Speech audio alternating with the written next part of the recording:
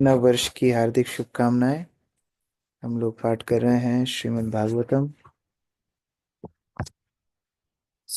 अष्टम स्कंद सप्तम अध्याय। इंद्र ऑफेंस बृहस्पति। श्लोक 38 से आगे हमने अभी तक देखा किस प्रकार विश्वरूप पुरोहित बनने के लिए स्वीकार करते हैं देवताओं की प्रार्थना पर। आगे बादरायणी वाच सुखदेव गोस्वामी बोल रहे हैं। श्री बादरायणीरुवाच तेभ्य एवं प्रतिश्रुत्य विश्वरूपो महातपः पौरेत्यं वृत्तश्चक्रे परमेण समाधिना। अक्रूर प्रभु। हरे कृष्णा प्रभु धन्यवाद प्रणाम।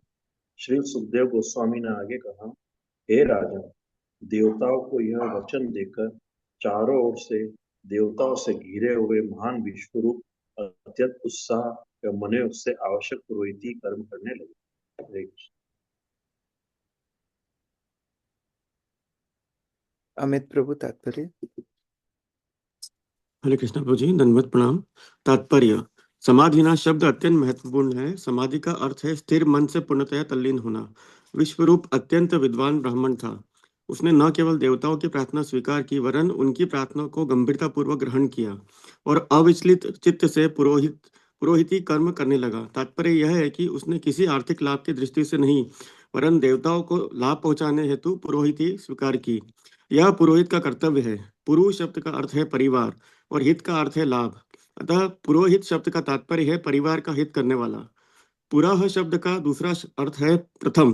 पुरोहित का प्रथम कर्तव्य यह है कि वह सभी प्रकार से अपने शिष्यों को आध्यात्मिक तथा आर्थिक लाभ सोचे, तभी वह संतुष्ट रहता है। पुरोहित को कभी भी अपने स्वार्थ के लिए वैदिक अनुष्ठान नहीं करना चाहिए। हरे कृष्ण प्रभु जी। लो प्रभुपाद जब अपने पत्रों को साइन करते थे तो हमेशा लिखते थे योर एवर वेल विशर। वो वास्तव में पुरोहित है। पुरोहित अर्थात जो अपने अनुयायियों के हित के बारे में सोचे। तो उसी प्रकार से वास्तविक हित सोचने वाला कौन है? गुरु और वैष्णव। जो केवल दक्षिणा के लिए काम करे वो वास्तविक पुरोहित नहीं है। स्वरदिशां श्रिया गुप्तां औशनस्यापि विद्यया अच्छिद्यादान् महेन्द्राय वैष्णव्य विद्यया विभु।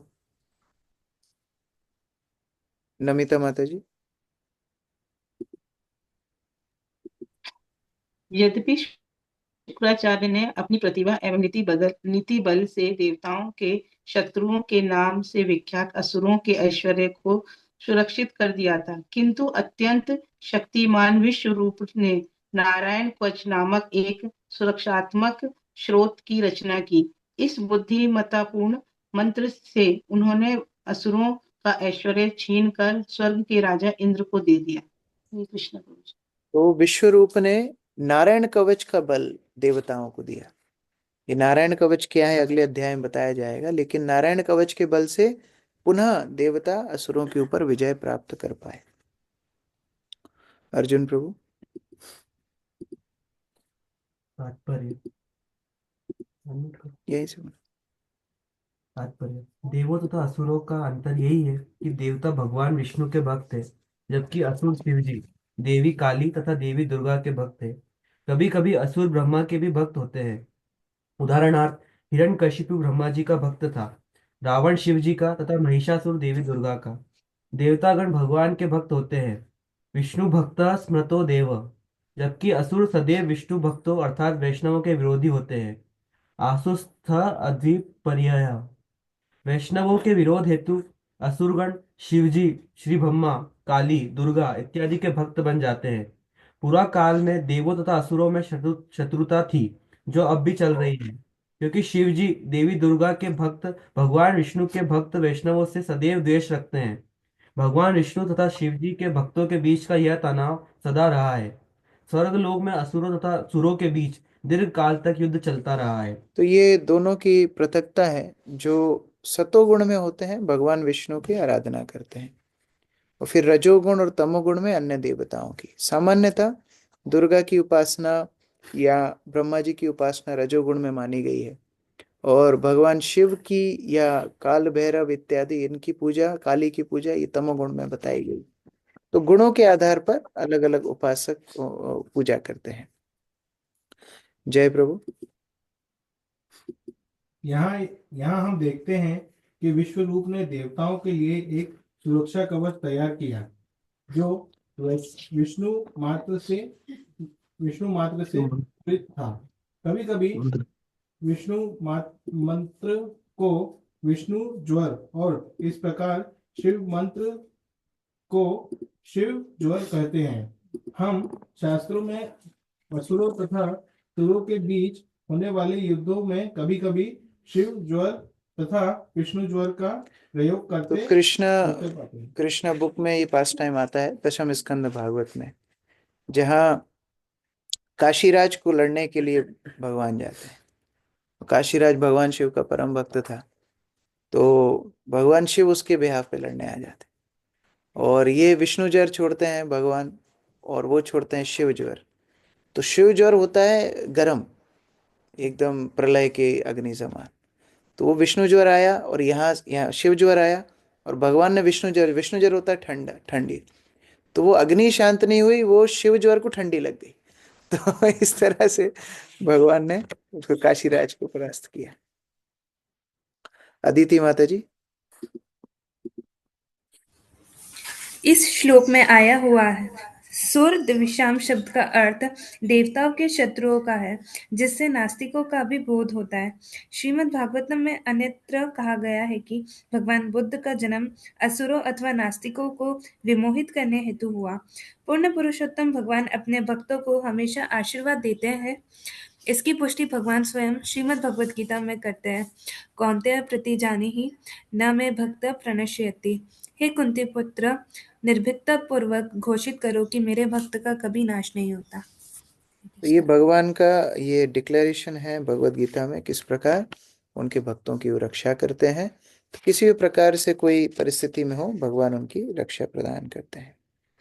यया गुप्त सहस्राक्षो जिज्ञेसुरा च मोर विभो ताम प्राह स महेंद्राय विश्वरूप उदारधि।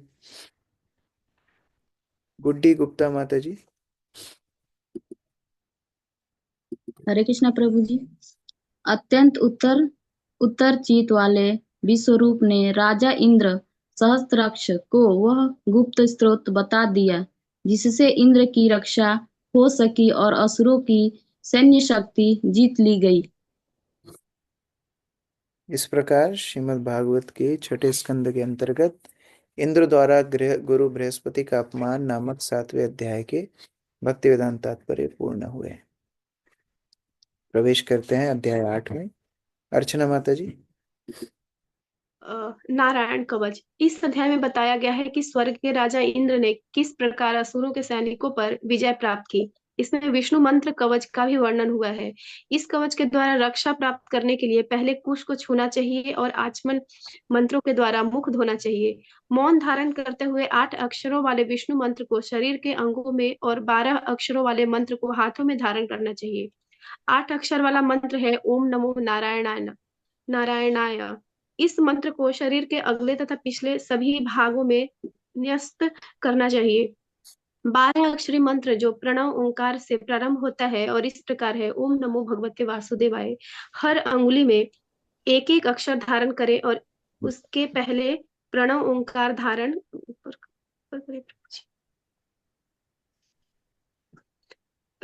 करें। तत्पश्चात ओम वैष्णाय नमः का उच्चारण करें जो 6 अक्षरों वाला मंत्र है। फिर इस मंत्र के अक्षरों को क्रम से हृदय, सिर, दोनों भौहों के बीच, शिखा पर तथा आंखों के बीच धारण करें और तब मह अस्त्राय फट का जप करें और इस मंत्र से चारों ओर से अपनी रक्षा करें। ना देवो देवम अर्चयेत, अर्थात जो देव पद तक ऊपर नहीं उठ पाया है वह इस मंत्र का जप नहीं कर सकता। शास्त्र के इस आदेशानुसार मनुष्य को चाहिए कि वह गुण की दृष्टि से अपने को परमेश्वर से अभिन्न अभिन्न माने। इस निवेदन के पश्चात गरुड़ देव पर आसीन अष्टभुजी भगवान विष्णु की प्रार्थना करें। साथ ही मत्स्य, वामन, कूर्म, नृसिंह, वराह, परशुराम, रामचंद्र, लक्ष्मण के अग्रज, नर नारायण, दत्तात्रेय, कपिल, सनत कुमार, हयग्रीव, नारद देव भक्त के अवतार, धन्वंतरि, ऋषभ देव, यज्ञ, बलराम, व्यास देव, बुद्ध देव तथा केशव का ध्यान करें। वृंदावन के स्वामी गोविंद तथा चिदाकाश के स्वामी नारायण, मधुसूदन, त्रिधामा, माधव, ऋषिकेश, पद्मनाभ, जनार्दन, दामोदर, विश्वेश्वर के साथ साथ स्वयं भगवान श्री कृष्ण का भी ध्यान धरे। भगवान के साक्षात अंश, श्वास तथा सत्यावेश अवतारों की स्तुति करने के बाद भगवान नारायण के आयुधों यथा सुदर्शन, गदा, शंख, खड्ग तथा तीर की भी स्तुति करें। इस विधि को बताने के बाद सुखदेव गोस्वामी ने महाराज परीक्षित को बताया कि वृत्रासुर के भाई विश्वरूप ने किस प्रकार नारायण कवच की महिमा का वर्णन इंद्र से किया। हरे कृष्ण। तो श्रील भक्ति सिद्धांत सरस्वती ठाकुर ने हमको 24 आचमन करना सिखाए, जो श्रील प्रभुपाद ने हमारे इस्कॉन में इम्प्लीमेंट किया। तो मैं एक वीडियो दिखा रहा हूँ, उसमें आप देख सकते हैं कि 24 आचमन कैसे होते हैं।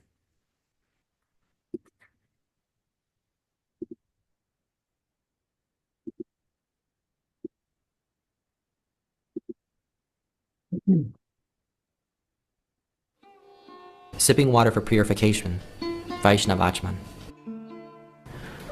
Achman, or sipping water, is a means of purification. As immersing the body in water brings about physical and subtle cleansing, so taking water infused with mantras into the body by sipping performs a similar function.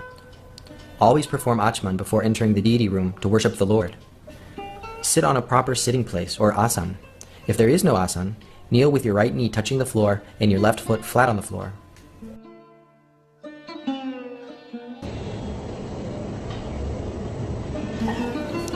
While looking into water cupped in your right hand, chant a mantra directed into that water, and then sip the water. Om Keshavaya Namaha. Om Narayanaya Namaha. Om Madhavaya Namaha.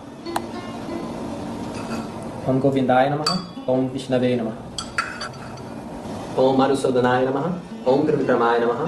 Om Vamanaya Namaha. Om Shiraraya Namaha.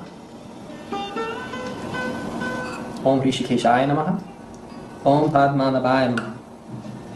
Om Damodaraya Namaha. Om Vasudevaya Namaha. Om Shankarshanaya Namaha. Om Pradyumnaya Namaha. Om Anirudhaya Namaha. Om Purushottamaya Namaha. Om Adjokchajaya Namaha.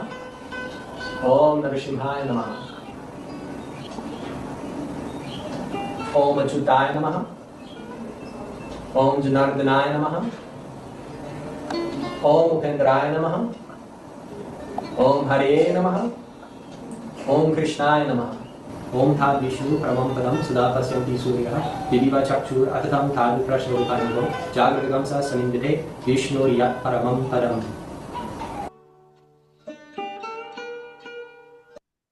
ये हम लोग ISKCON में ये 24 आचमन करते हैं। 12 तो मंत्र वही हैं जो 12 तिलक के मंत्र हैं, और उसके बाद 12 और हैं। धीरे धीरे भक्त लोग इसको सीख सकते हैं। श्लोक संख्या 1 में हम प्रवेश करेंगे। वस्तुतः क्या है, भगवान का नाम ही सुरक्षा मंत्र है, उसमें ही सारी शक्तियां हैं। तो यहाँ पर अलग अलग भगवान के रूपों को स्मरण करके भगवान से शक्ति प्राप्त करके देवता असुरों को परास्त करते हैं। श्रीराज उवाच यया गुप्ता सहस्राक्षा सवाहान रिपुसैनिकम् क्रीडन एव विनिर्जित्य त्रिलोक्या बुभुजे श्रियन् भगवान् स्तन्ममाख्याहि वर्म नारायणात्मकं यथा तथा यिनः शत्रून् येन गुप्तो जयान् मृडे। धर्मपाल प्रभु। हरे कृष्ण प्रभु जी, दंडोत प्रणाम। राजा परीक्षित ने शुक्रदेव गोस्वामी से पूछा, हे प्रभु, कृपा करके मुझे यह विष्णु कवच बताए जिससे राजा इंद्र की रक्षा हो सकी और वह अपने शत्रुओं को अनेक वाहनों सहित परास्त करके तीनों लोकों के ऐश्वर्य का उपभोग कर सका। कृपया मुझे वह नारायण कवच बताए जिसके द्वारा इंद्र ने युद्ध में अपने उन शत्रुओं को हराकर सफलता प्राप्त की जो उसे मारने का प्रयत्न कर रहे थे। हरे कृष्ण। सुखदेव गोस्वामी ने बोला कि नारायण कवच का सहारा लेकर के और देवताओं ने असुरों को परास्त कर दिया। परीक्षित महाराज पूछते हैं वो नारायण कवच बताओ क्या होता है, कैसे होता है। तो सुखदेव गोस्वामी आगे बोल रहे हैं, श्री बादरायण वाच वृता पुरोहितस्त्वष्ट्रो महेन्द्रानो पृपृच्छते नारायणाख्यं वर्माः तदैकः मनः शृणु। शोभा माता जी।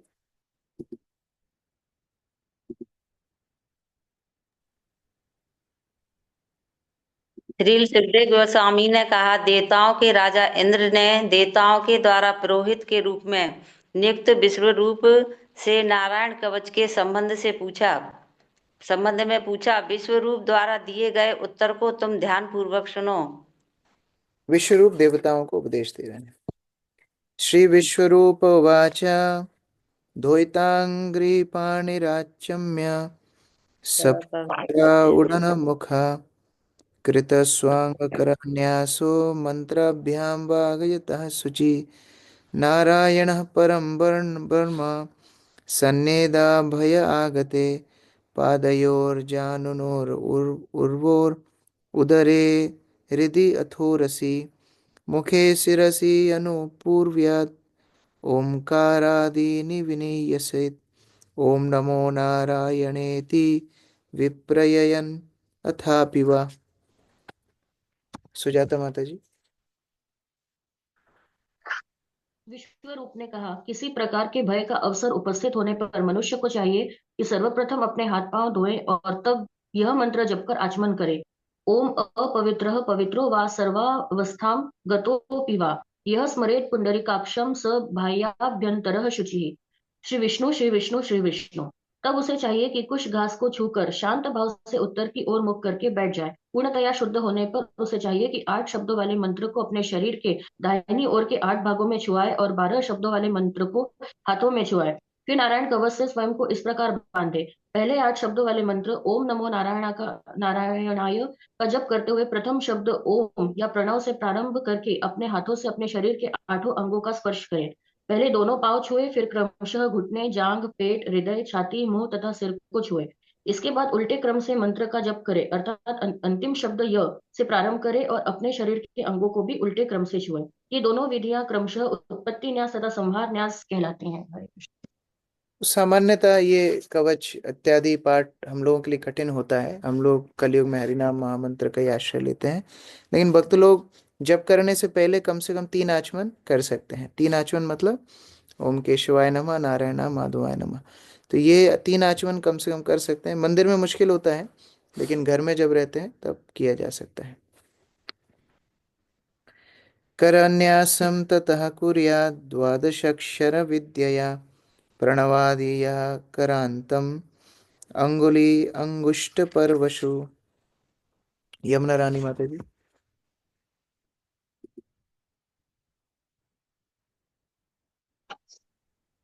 हरे कृष्ण प्रभु जी, दंडवत प्रणाम। तब से चाहिए कि बाहर अक्षरों वाले मंत्र ओम नमो भगवते वासुदेवाय का जप करें। इस मंत्र के बाहर अक्षरों को दाहिने हाथ की तर्जनी से प्रारंभ करके बाएं हाथ की तर्जनी तक प्रत्येक उंगली के छोर पर प्रत्येक अक्षर का उच्चारण करते हुए रखें। शेष चाहे अक्षरों को अंगूठों के पैरों पर रखें। हरे कृष्ण।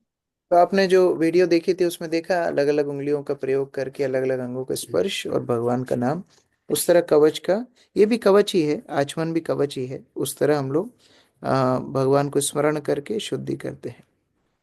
नसेदृदय ओंकारम विकारम अनुमूर्ध्वनि शकारम तो भ्रुवोर्मध्ये नकारम शिखया न्यसेत् विकारम नेत्रयोर्युञ्जन् नकारम सर्वसन्धिषु माकारम अस्त्रमुद्दिश्य मंत्रमूर्तिर्भवेद्बुधा सविसर्गम फट् अनंतं तत् सर्वदिक्षु विनिर्दिशेत् ओम विष्णवे नमः इति। मीनू माता जी। फिर उसे 6 अक्षरों वाला मंत्र विष्णवे नमः जपना चाहिए। उसे ओम को अपने हृदय पर, वी को शिरोभाग पर, शा को भौहों के मध्य, ड़ा को चोटी पर तथा वे को नेत्रों के मध्य रखना चाहिए। तब मंत्र जप करता ना अक्षर को अपने शरीर के समस्त जोड़ों पर रखे और म अक्षर को अस्त्र के रूप में ध्यान करे। इस प्रकार वह साक्षात मंत्र हो जाएगा। तत्पश्चात उसे चाहिए कि अंतिम शब्द माँ से विसर्ग लगाकर माँ आश्रय फट इस मंत्र का जप पूर्व दिशा से प्रारंभ करके सभी दिशाओं में करे। इस प्रकार सभी दिशाएं इस मंत्र के सुरक्षा कवच से बंध जाएगी। तो आप लोगों ने पता नहीं कितना देखा होगा, लेकिन मंदिर में जब आरती इत्यादि करते हैं तो पुजारी ये मंत्र के माध्यम से द्रव्य शुद्धि करते हैं। एक तो होती है भूत शुद्धि, एक होती है वाणी की शुद्धि, ऐसे अलग अलग शुद्धि होती है। आसन शुद्धि, तो सबके अलग अलग मंत्र हैं। आसन शुद्धि का अलग मंत्र है। फिर आचमन से हम लोग अपनी वाणी शुद्ध करते हैं। फिर भूत शुद्धि, मैं कल या परसों ही बता रहा था, जब हम भगवान को प्रार्थना करते हैं कि मैं न हम विप्रो च नरपति नापि वैश्यो न शूद्रो न हम वर्णी च न गृहपति वनस्थो यतिर्वा। हे भगवान, मैं वर्णाश्रम का अंग नहीं हूँ, मैं ब्राह्मण क्षत्रिय वैश्य शूद्र नहीं, मैं ब्राह्मण क्षत्रिय, मैं ब्रह्मचारी गृहस्थ वानप्रस्थ सन्यासी नहीं, मैं केवल और केवल आपका दास दास दासानुदास हूँ। उस प्रकार से भूत शुद्धि। फिर द्रव्य शुद्धि। द्रव्य शुद्धि अर्थात जितने भी वस्तुएं हैं जिनसे हम भगवान की अर्चना उपासना करते हैं, चाहे वो आरती की प्लेट हो, चाहे भोग हो, चाहे कोई भी वस्तुएं हो, तो हाथ में जल लिया जाता है और उस जल को उसके ऊपर छिड़क करके इस तरह से साउंड किया जाता है और फिर चक्र मुद्रा में प्रार्थना की जाती है, ओम अस्त्राय फट स्वाहा। प्रार्थना की जाती है कि हे भगवान, जितने भी अभद्र वस्तु हैं वो नाश हो जाए। और उसके बाद फिर अलग अलग मुद्राएं करके हर चीज की अलग अलग शुद्धि होती है। और फिर जिस विग्रह को हम जो द्रव्य अर्पित करना चाहते हैं उनके बीज मंत्र को पाठ किया जाता है। कुल मिलाकर के ये सारी वस्तुएं पंचरात्र विधि में होती हैं। हम लोग इस्कॉन में धीरे धीरे सीखते हैं। जब आप ब्राह्मण दीक्षा प्राप्त करेंगे तब ये सब सीखेंगे। श्लोक संख्या 11। आत्मानं परमं ध्यायेत् ध्येयं शक्तिभिर्युतं विद्या तेजस्तपो मूर्तिम् इमं मंत्रम उदाहरेत्। सुरेखा माता जी।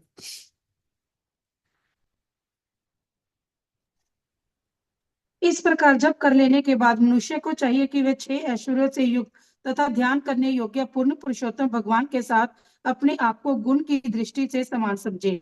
तब उसे चाहिए कि वह निम्नलिखित नारायण कवच अर्थात भगवान श्री नारायण की सुरक्षा स्तुति का जप करे। हरे कृष्ण प्रभु जी। अभी ये सब करने के बाद मुख्य बात क्या है? मुख्य बात है ध्यान। जैसे ये सारी शुद्धियां करने के बाद फिर हम गुरु के चरणों में सर्वप्रथम फूल देते हैं और उनको प्रार्थना करते हैं कि श्री गुरु आप ही हमें भगवान की सेवा में संलग्न कीजिए। और फिर मानस पूजा करते हैं। मानस पूजा अर्थात अपने मन को पहले भगवान में संलग्न करना आवश्यक है। तो जब भी जैसे मान लीजिए हम राधा मदन मोहन की पूजा करते हैं तो हम ऑल्टर में जाकर के सबसे पहले वृंदावन का ध्यान करते हैं कि वृंदावन का वातावरण कैसा है। इस सब के लिए श्लोक हैं, लेकिन मानसिकता कि वृंदावन का वातावरण कैसा है, कैसे पेड़ के नीचे एक आसन लगा हुआ है, राधा कृष्ण उस पर बैठे हुए हैं, छोटा सा आसन पास में है जिसमें हमारे गुरु बैठे हुए हैं, सखियां पास में उनकी सेवा कर रही हैं राधा कृष्ण की। ये बहुत सुंदर सहस्त्र पत्रों का एक कमल है जिसके ऊपर ये आसन लगा हुआ है। तो इस तरह सारा चिंतन मन में करते हैं। फिर भगवान के चिंतन करते हैं, एक एक अंग के ऊपर चिंतन करते हैं।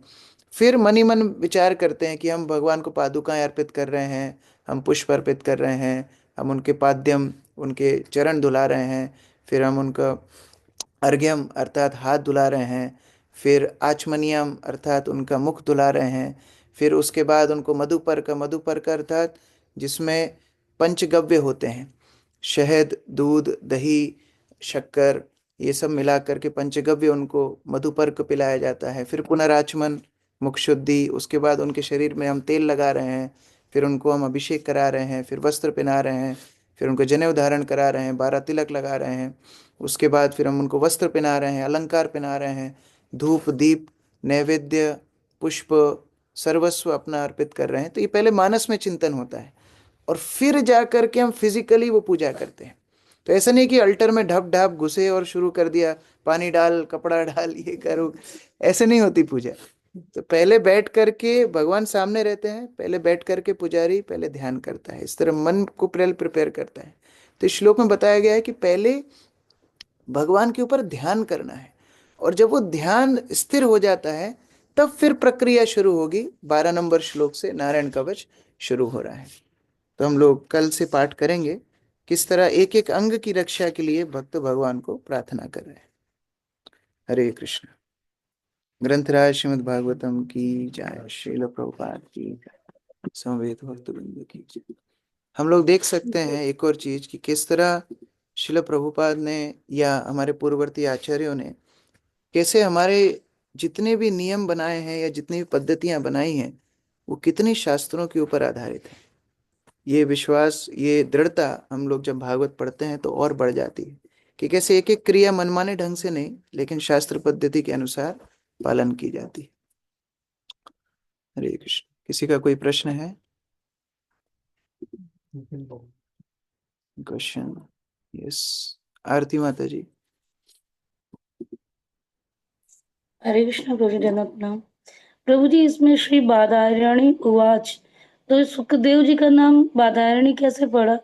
व्यासदेव का नाम एक है बद्रायण। बद्रायण अर्थात बद्री वृक्ष के नीचे जिन्होंने तपस्या की बद्रिका आश्रम में, इसलिए उनका नाम पड़ा बद्रायण। बद्रिका आश्रम नाम सुना है ना, बद्रीनाथ, क्योंकि बद्री पेड़ के जी नीचे जी। वहीं पर व्यासदेव की गुफा है, वहीं व्यासदेव तपस्या करते हैं। उसका नाम एक बद्रायण है। और बद्रायण का पुत्र बादरायण, जैसे वसुदेव का पुत्र वासुदेव, उसी तरह बद्रायण बादरायण सुखदेव गोस्वामी का नाम। थैंक यू प्रभु। हरे कृष्णा प्रभु जी, दंडवत प्रणाम। Yes. प्रभु जी, मेरा प्रश्न क्लास से हटके है कि आज ना 1 जनवरी है, और वैसे तो कुछ बड़ा नहीं होता है, ना ही दिन बड़ा ना ही दिन रात छोटी होती है, लेकिन मना स्थिति ऐसी है कि लगता है कि आज बहुत बड़ा दिन है। तो मेरा प्रश्न है कि इसे हम कैसे बनाए, क्या करें आज? रूप गोस्वामी बोलते हैं, ये न केन प्रकारेण मनः कृष्ण निवेशे। जो भी कारण हो, ऐसे जैसे भगवान के ऊपर हमारा मन को हमको निवेशित करना है। कोई संपदा आए चाहे विपदा आए, वो बहाने को लेकर के भगवान को स्मरण करना है। जैसे जो शराब पीते हैं वो दुख में भी ज्यादा पीते हैं, फिर कुछ खुशी का मौका तो भी ज्यादा पीते हैं।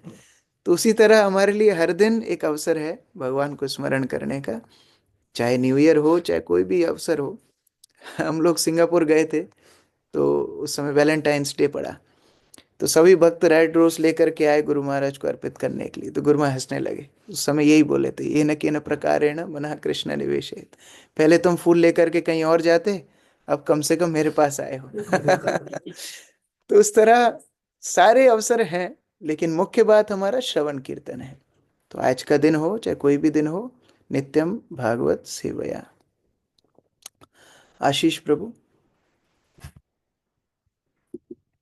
हरे कृष्ण प्रभु जी, दंडवत प्रणाम।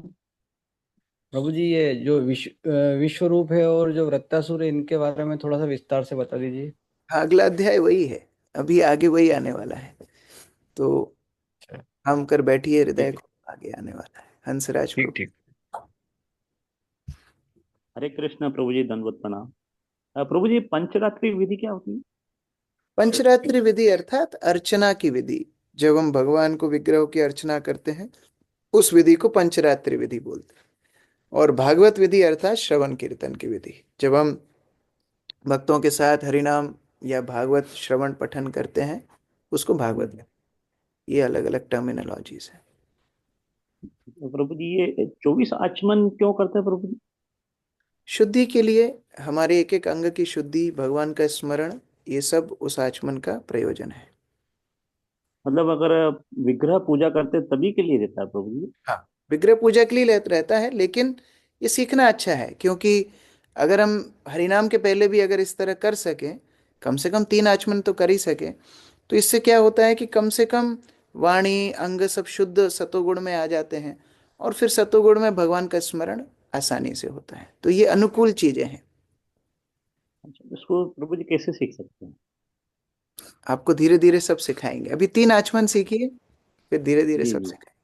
ठीक है। जी जी। और प्रभु जी ये जो कवच मंत्र का वर्णन आ रहा है, तो कलयुग के अंदर हरिनाम ही कवच मंत्र सबसे बेस्ट जैसे है। हरिनाम सब कुछ है, जहाँ हरिनाम होगा वहां कोई अभद्र वस्तु नहीं रहेगी।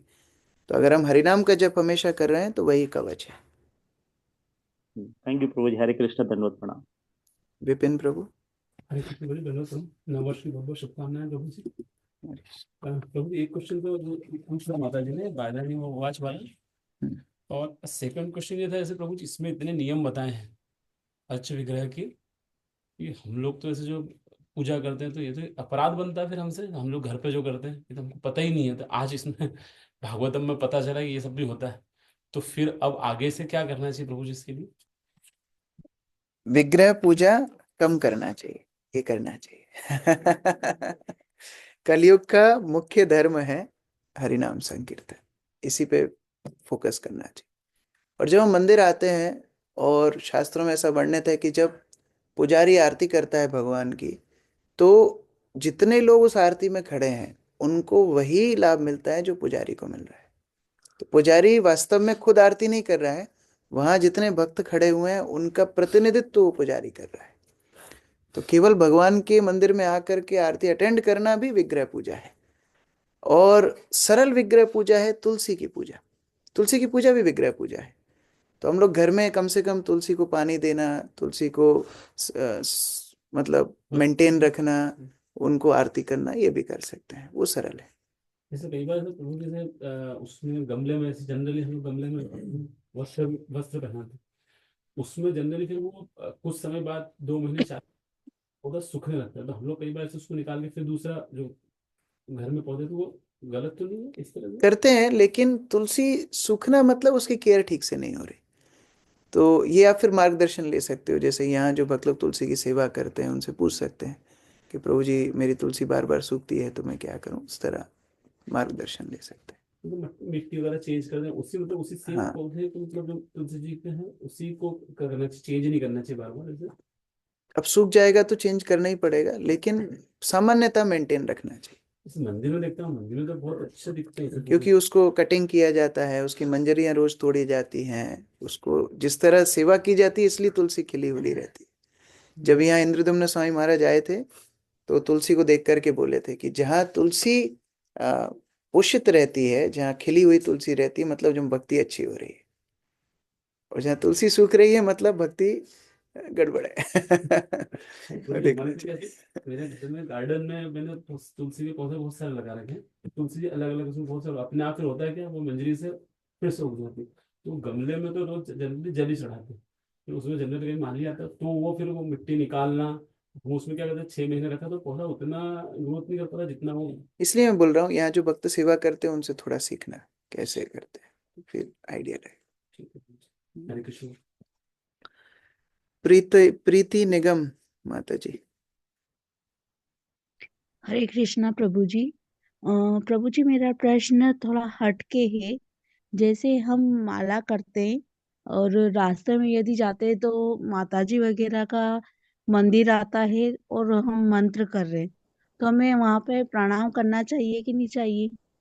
करना चाहिए। मान लो आप मंत्र जाप कर रहे हो, सामने आपके गुरु आएंगे तो आप प्रणाम नहीं करेंगे? करेंगे।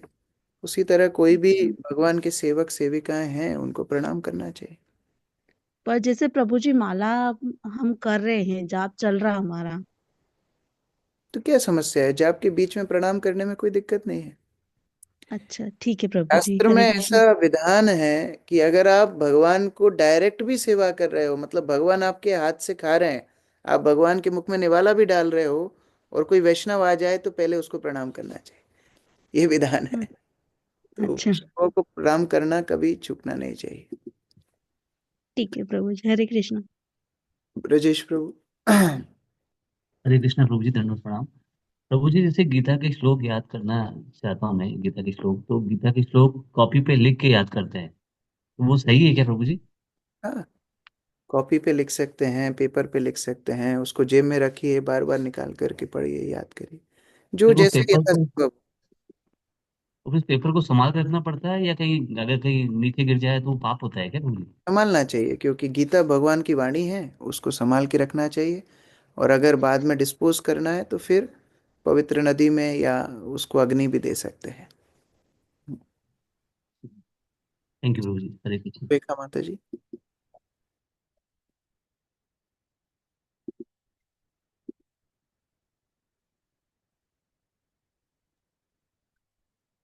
हरे कृष्ण प्रभु जी।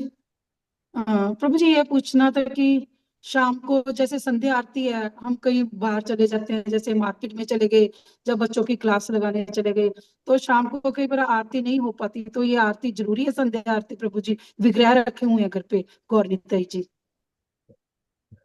अब इस प्रश्न का उत्तर देना थोड़ा मुश्किल है, क्योंकि आप घर में विग्रह लाए हैं तो आपको ये हाँ सब जी, करना जरूरी है। जरूरी है। कि हम विग्रह लेकर के आए तो अब वो जिम्मेदारी तो हमको उठाना होगा। जैसे मानो पूछा जाए कि बच्चों को रोज नहलाना जरूरी है, बच्चों को रोज खिलाना जरूरी है, बच्चों को एक दिन अगर हम पेटी में बंद कर दें तो चलेगा क्या? ये प्रश्न ही गलत है। अगर बच्चे किए हैं तो फिर बच्चों को संभालना है, या तो बच्चे होते ही नहीं तो बात अलग थी। उसी तरह हम विग्रह को लेकर के आए। हमारे गुरु महाराज बहुत स्ट्रिक्ट थे, इसलिए मैं स्ट्रिक्ट आंसर दे रहा हूँ। कई बार माता लोग गुरु महाराज को पूछती थी, गुरु महाराज हम घूमने जा रहे हैं, हमारी ड्यूटीज का क्या करें? गुरु महाराज बोलते थे, विग्रह लाने के पहले मुझसे पूछा था कि अभी पूछ रहे हो? तो इसलिए मैं स्ट्रिक्ट आंसर दे रहा हूँ, क्योंकि ये विग्रह पूजा, बार बार शिल प्रभुपाद ने बोला विग्रह साधारण नहीं है, विग्रह साक्षात भगवान है। तो जब साक्षात भगवान है तो उनकी सेवा के लिए हम ऐसे इफ एंड बट्स कैसे कर सकते हैं? जो नियम है वो पालन करना पड़ेगा, नहीं तो विग्रह घर में रखने की आवश्यकता नहीं है। मंदिर के विग्रह को ही अपना विग्रह बनाइए, मंदिर में आकर के पार्टिसिपेट कीजिए और श्रवण कीर्तन पे ध्यान दीजिए, प्रभुपाद के आंदोलन के प्रचार पे ध्यान दीजिए। और अब विग्रह आ गए हैं तो उनकी जो विधिवत आपके लोकल टेम्पल में जो नियम है, मार्गदर्शन लेकर के वो आपको करना चाहिए। जी अमित प्रभु। हरे कृष्ण। हरे कृष्ण प्रभु जी, धन्यवाद प्रणाम। प्रभु जी मेरा प्रश्न भगवत गीता से है। 7.16 में 4 प्रकार के पुण्यात्मा बताए गए हैं, आर्त, अर्थार्थी, जिज्ञासु और ज्ञानी। तो प्रभु जी आर्त में तो मतलब वो जो हम बोलते हैं धन खोजने वाला, तो उसमें ध्रुव महाराज का भी आता है अर्थ एग्जाम्पल। तो प्रभु जी ये पुण्यात्मा मतलब जो धन समेटता है वो पुण्यात्मा कैसे हुआ प्रभु जी? नहीं, इसमें समझ, एक तो पहले तो अर्थ मतलब होता है जो पीड़ित है, अर्थार्थी मतलब जो धन। अर्थार्थी, सॉरी प्रभु जी, अर्थार्थी मतलब जी। और दूसरा है, इसमें भगवान ने एक शब्द इस्तेमाल किया है सुकृतिनः।